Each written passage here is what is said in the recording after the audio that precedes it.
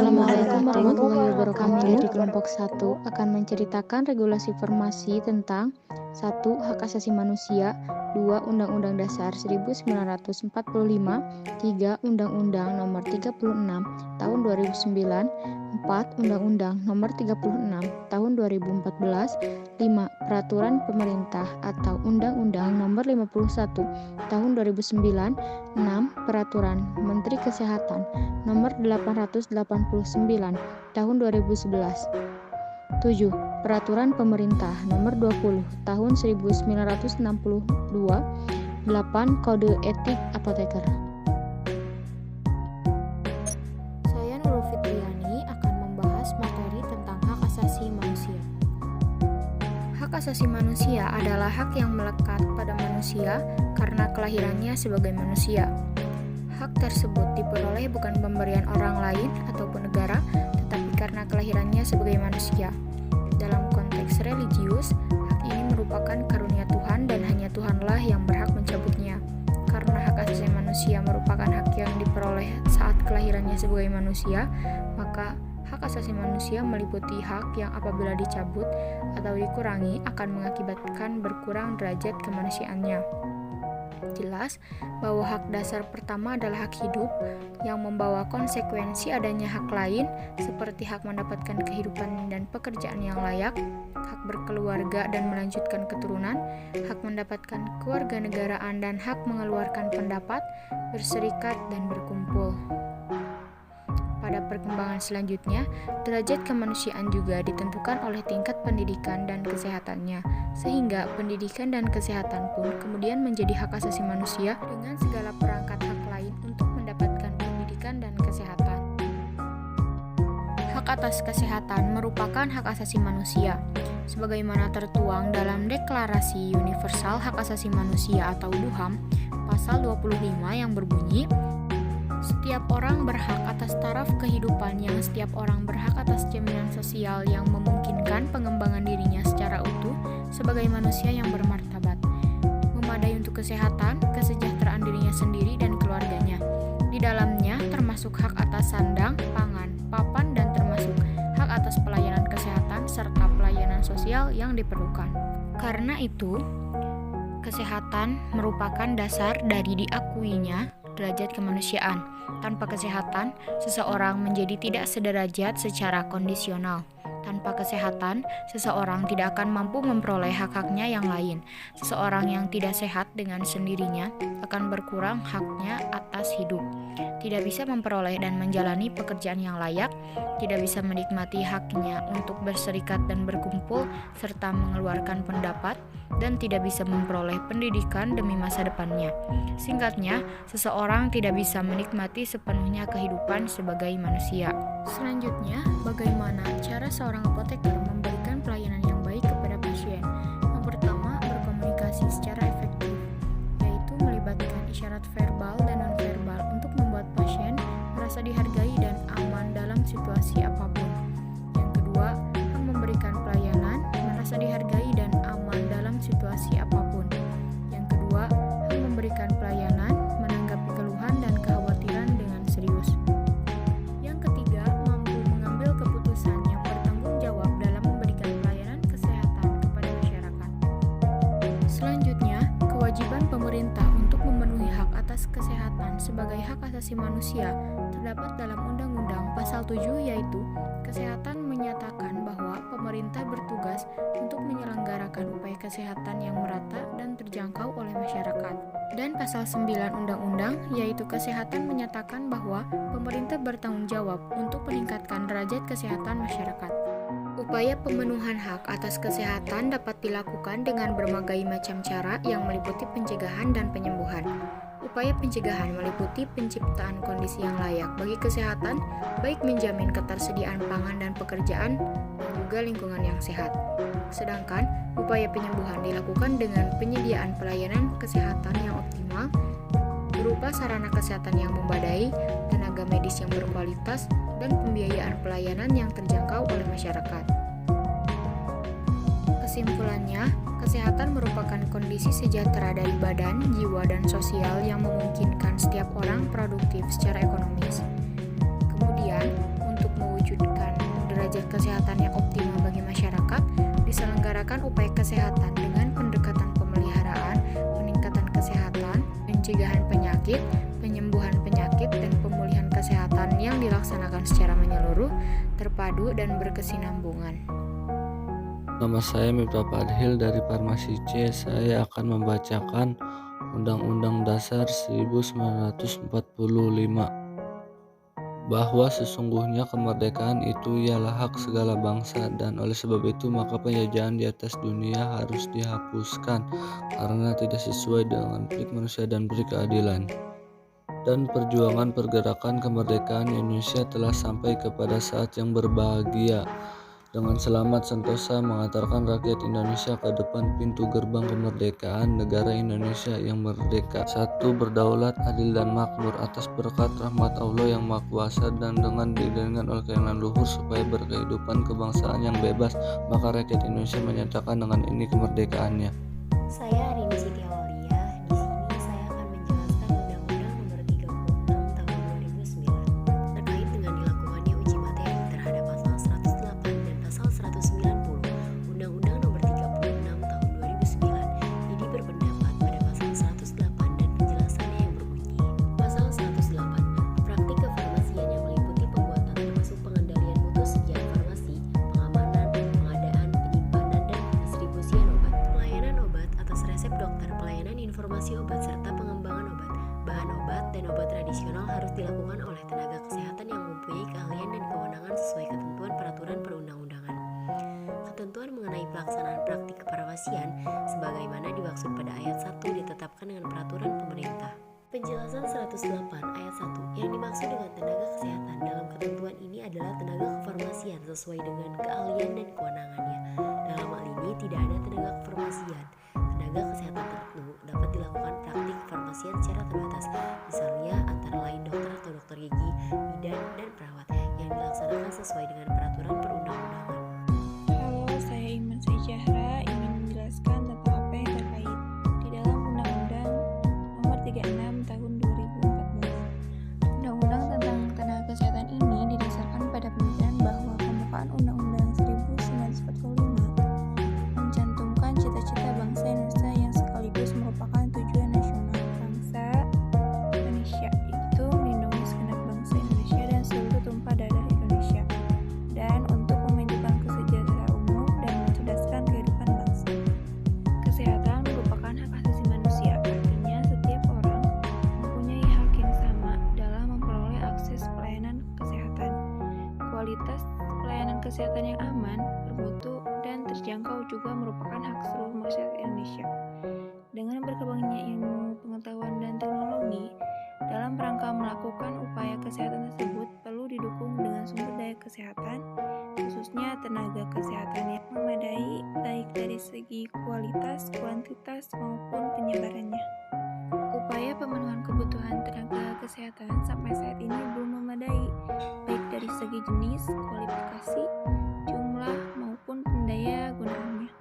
Tantangan pengembangan tenaga kesehatan yang dihadapi pada saat ini dan di masa depan adalah: yang pertama, pengembangan dan pemberdayaan tenaga kesehatan belum dapat memenuhi kebutuhan tenaga. Yang kedua, regulasi untuk mendukung upaya pembangunan tenaga kesehatan masih terbatas. Yang ketiga, perencanaan kebijakan dan program tenaga kesehatan masih lemah.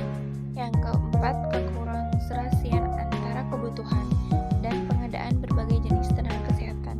Yang kelima, kualitas hasil pendidikan dan pelatihan tenaga kesehatan pada umumnya masih belum memadai. Yang keenam, pendaya gunaan tenaga kesehatan, pemerataan dan pemanfaatan tenaga kesehatan berkualitas masih kurang. Selanjutnya, yang ketujuh, pengembangan dan pelaksanaan pola pengembangan karir, sistem penghargaan dan sanksi belum dilaksanakan sesuai dengan yang diharapkan. Yang kedelapan, pengembangan profesi yang berkelanjutan masih terbatas. Yang kesembilan, pembinaan dan pengawasan mutu tenaga kesehatan belum dapat dilaksanakan sebagaimana yang diharapkan. Yang kesepuluh, sumber daya pendukung pengembangan dan pemberdayaan tenaga kesehatan masih terbatas. Yang kesebelas, sistem informasi tenaga kesehatan belum sepenuhnya dapat menyediakan data dan informasi yang akurat, terpercaya, dan tepat tepat waktu. Dan yang terakhir, dukungan sumber daya pembiayaan dan sumber daya lain belum cukup. Dalam menghadapi tantangan tersebut, diperlukan adanya penguatan regulasi untuk mendukung pengembangan dan pemberdayaan tenaga kesehatan melalui percepatan pelaksanaannya, tingkatan kerjasama lintas sektor, dan peningkatan pengelolaannya secara berjenjang di pusat dan daerah. Perencanaan kebutuhan tenaga kesehatan secara nasional disesuaikan dengan kebutuhan berdasarkan masalah kesehatan, kebutuhan pengembangan program pembangunan kesehatan, serta ketersediaan tenaga kesehatan tersebut. Pengadaan tenaga kesehatan sesuai dengan perencanaan kebutuhan diselenggarakan melalui pendidikan dan pelatihan, baik oleh pemerintah daerah maupun masyarakat termasuk swasta. Pendaya gunaan tenaga kesehatan meliputi penyebaran tenaga kesehatan yang merata dan berkeadilan, pemanfaatan tenaga kesehatan dan pengembangan tenaga kesehatan termasuk peningkatan karir. Pembinaan dan pengawasan mutu tenaga kesehatan terutama ditujukan untuk meningkatkan kualitas tenaga kesehatan sesuai dengan kompetensi yang diharapkan dalam mendukung penyelenggaraan pelayanan kesehatan bagi seluruh penduduk Indonesia. Pembinaan dan pengawasan mutu tenaga kesehatan dilakukan melalui peningkatan komitmen dan koordinasi semua pemangku kepentingan dalam pengembangan tenaga kesehatan serta legislasi yang antara lain meliputi sertifikat melalui uji kompetensi, registrasi, perizinan, dan hak-hak tenaga kesehatan. Penguatan sumber daya dalam mendukung pengembangan dan pemberdayaan tenaga kesehatan dilakukan melalui peningkatan kapasitas tenaga kesehatan, penguatan sistem informasi tenaga kesehatan, serta peningkatan pembiayaan dan fasilitas pendukung lainnya. Dalam rangka memberikan perlindungan hukum dan kepastian hukum kepada tenaga kesehatan, baik yang melakukan pelayanan langsung kepada masyarakat maupun yang tidak langsung, dan kepada masyarakat penerima pelayanan itu sendiri, diperlukan adanya landasan hukum yang kuat yang sejalan dengan perkembangan ilmu pengetahuan dan teknologi di bidang kesehatan serta sosial, ekonomi, dan budaya. Assalamualaikum warahmatullahi wabarakatuh. Perkenalkan, saya Rizky Amadis Salam dari kelas Farmasi C. Pada kesempatan kali ini, saya akan menjelaskan tentang Peraturan Pemerintahan Republik Indonesia Nomor 51 Tahun 2009 tentang pekerjaan kefarmasian. Untuk melaksanakan ketentuan pasal 63 Undang-Undang Nomor 23 Tahun 1992 tentang kesehatan, perlu menetapkan peraturan pemerintah tentang pekerjaan kefarmasian. Dalam pembangunan bidang kesehatan, pada dasarnya ditunjukkan untuk meningkatkan kesadaran, kemauan, dan kemampuan hidup sehat bagi setiap orang untuk mewujudkan derajat kesehatan yang optimal sebagai salah satu unsur kesejahteraan sebagaimana diamanatkan oleh pembukaan Undang-Undang Dasar Negara Republik Indonesia tahun 1945. Tenaga kefarmasian sebagai salah satu tenaga kesehatan pemberi pelayanan kesehatan kepada masyarakat mempunyai peranan penting karena terkait langsung dengan pemberian pelayanan, khususnya pelayanan kefarmasian. Perangkat hukum yang mengatur penyelenggaraan praktik kefarmasian dirasakan belum memadai. Selama ini masih didominasi oleh kebutuhan normal dan kepentingan pemerintah, dan belum memberdayakan organisasi profesi dan pemerintah daerah sejalan dengan era otonomi.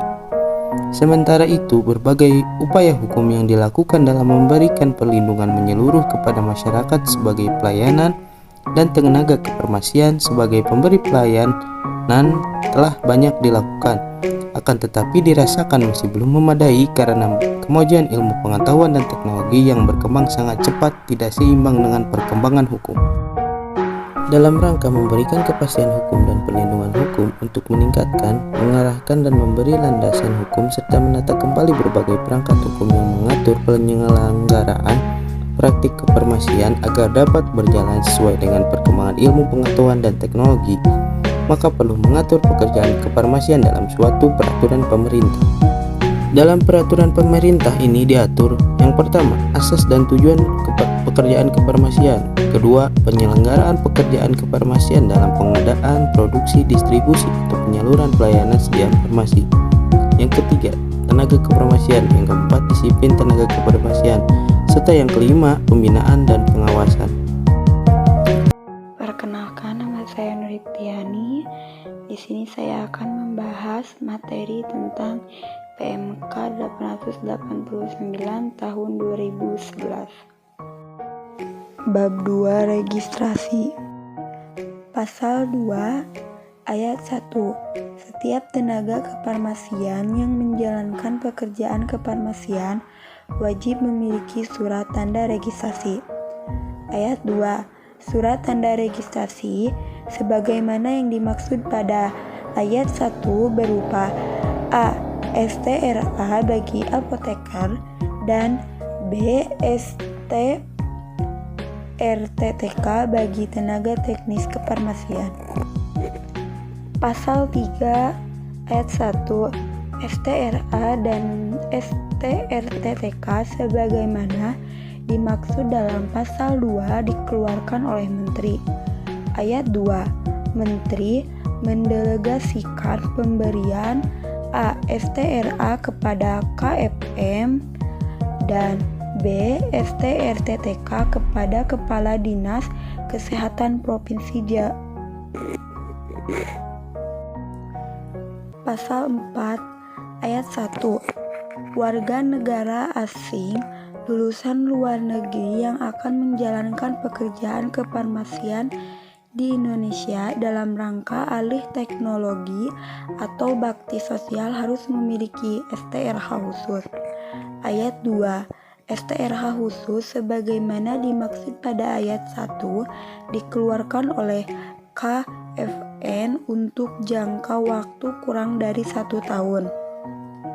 Ayat 3. Untuk dapat menjalankan pekerjaan kefarmasian, apoteker yang telah memiliki STRA khusus tidak memerlukan SIFA atau SIKA, tetapi wajib melapor kepada Kepala Dinas Kesehatan Kabupaten atau Kota. Pasal 5 ayat 1. Apoteker lulusan luar negeri yang akan menjalankan pekerjaan kefarmasian di Indonesia harus melakukan adaptasi pendidikan. Ayat 2. Adaptasi pendidikan sebagaimana dimaksud pada ayat 1 dilakukan pada institusi pendidikan apoteker yang terakreditasi. Ayat 3. Ketentuan lebih lanjut mengenai adaptasi pendidikan sebagaimana dimaksud pada ayat 1 dan ayat 2 diatur oleh Menteri. Pasal 6. STRA dan STRTTK berlaku selama 5 tahun dan dapat diregistrasi ulang selama memenuhi persyaratan. Nama saya Novarjal Menggaran dari kelas Farmasi C. Adanya video ini untuk memenuhi salah satu tugas mata kuliah pengantar farmasi. Kali ini saya akan menjelaskan tentang Peraturan Pemerintahan Nomor 20 Tahun 1962 tentang lafal sumpah janji apoteker. Di mana pasal 1 ayat 1. Sebelum seorang apoteker melakukan jabatannya, maka ia harus mengucapkan sumpah menurut cara agama yang dipeluknya, atau mengucapkan janji. Ucapan sumpah dimulai dengan kata-kata demi Allah bagi mereka yang beragama Islam, dan sumpah untuk agama lain, pemakaian kata demi Allah disesuaikan dengan kebiasaan agama masing-masing. Selanjutnya, pasal 1 ayat 2. Sumpah janji itu berbunyi sebagai berikut. 1. Saya akan membaktikan hidup saya guna kepentingan perikemanusiaan, terutama dalam bidang kesehatan. 2. Saya akan merahasiakan segala sesuatu yang saya ketahui karena pekerjaan saya dan keilmuan saya sebagai apoteker. 3. Sekalipun diancam, saya tidak akan mempergunakan pengetahuan kefarmasian saya untuk sesuatu yang bertentangan dengan hukum perikemanusiaan. 4. Saya akan menjalankan tugas saya dengan sebaik-baiknya sesuai dengan martabat dan tradisi luhur jabatan kefarmasian. 5. Dalam menunaikan kewajiban saya akan berikhtiar dengan sungguh-sungguh supaya tidak terpengaruhi oleh pertimbangan keagamaan, kebangsaan, kesukuan, politik, kepartaian, atau kedudukan sosial. 6. Saya ikrarkan sumpah janji izin dengan sungguh-sungguh dengan penuh keinsyafan. Kemudian pasal 2. Peraturan pemerintah ini mulai berlaku pada hari diundangkannya. Agar supaya pemerintah dapat mengetahuinya, memerintahkan pengundangan peraturan pemerintah ini dengan penempatan dalam lembaga negara Republik Indonesia. Kenalkan, nama saya Neslia Salsabila, saya dari kelas farmasi C. Di sini saya akan bacakan tentang kode etik seorang apoteker. Bab 1. Pasal 1 Sumpah atau Janji. Setiap apoteker harus menjunjung tinggi, menghayati dan mengamalkan sumpah apoteker. Pasal 2. Setiap apoteker harus berusaha dengan sungguh-sungguh menghayati dan mengamalkan kode etik apoteker Indonesia. Pasal 3. Setiap apoteker harus senantiasa menjalankan profesinya sesuai kompetensi apoteker Indonesia, serta selalu mengutamakan dan berpegang teguh pada prinsip kemanusiaan dalam melaksanakan kewajibannya. Pasal 4. Setiap apoteker harus selalu aktif mengikuti perkembangan di bidang kesehatan pada umumnya dan di bidang farmasi pada khususnya. Pasal 5. Di dalam menjalankan tugasnya, setiap apoteker harus menjauhkan diri dari usaha mencari keuntungan diri semata yang bertentangan dengan martabat dan tradisi luhur jabatan kefarmasian. Pasal 6. Seorang apoteker harus berbudi luhur dan menjadi contoh yang baik bagi orang lain. Pasal 7. Setiap apoteker harus menjadi sumber informasi sesuai dengan profesinya. Pasal 8. Seorang apoteker harus aktif mengikuti perkembangan peraturan perundang-undangan di bidang kesehatan pada umumnya dan di bidang farmasi pada khususnya. Bab 2 tentang kewajiban apoteker terhadap penderita. Pasal 9. Seorang apoteker dalam melakukan pekerjaan kefarmasian harus mengutamakan kepentingan masyarakat dan menghormati hak asasi penderita dan melindungi makhluk hidup insani. Bab 3 tentang kewajiban apoteker terhadap teman sejawat. Pasal 10. Setiap apoteker harus memperlakukan teman sejawatnya sebagaimana ia sendiri ingin diperlakukan.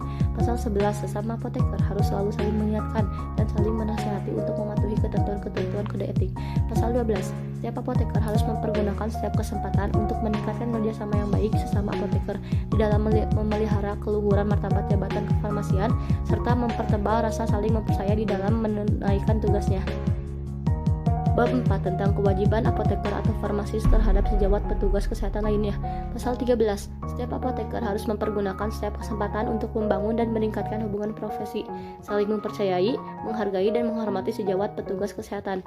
Pasal 14. Setiap apoteker hendaknya menjauhkan diri dari tindakan atau perbuatan yang dapat mengakibatkan berkurangnya atau hilangnya kepercayaan masyarakat kepada sejawat petugas kesehatan lainnya. Bab 5 sebagai penutup. Pasal 15. Setiap apoteker bersungguh-sungguh menghayati dan mengamalkan kode etik apoteker Indonesia dalam menjalankan tugas kefarmasiannya sehari-hari. Jika seorang apoteker baik dengan sengaja maupun tidak sengaja melanggar atau tidak mematuhi kode etik apoteker Indonesia, maka apoteker tersebut wajib mengakui dan menerima sanksi dari pemerintah, ikatan atau organisasi profesi farmasi yang menanganinya, yaitu ISFI, mempertanggungjawabkannya kepada Tuhan Yang Maha Esa. Sekian pembahasan video kali ini. Terima kasih atas waktu dan perhatiannya. Wassalamualaikum warahmatullahi wabarakatuh.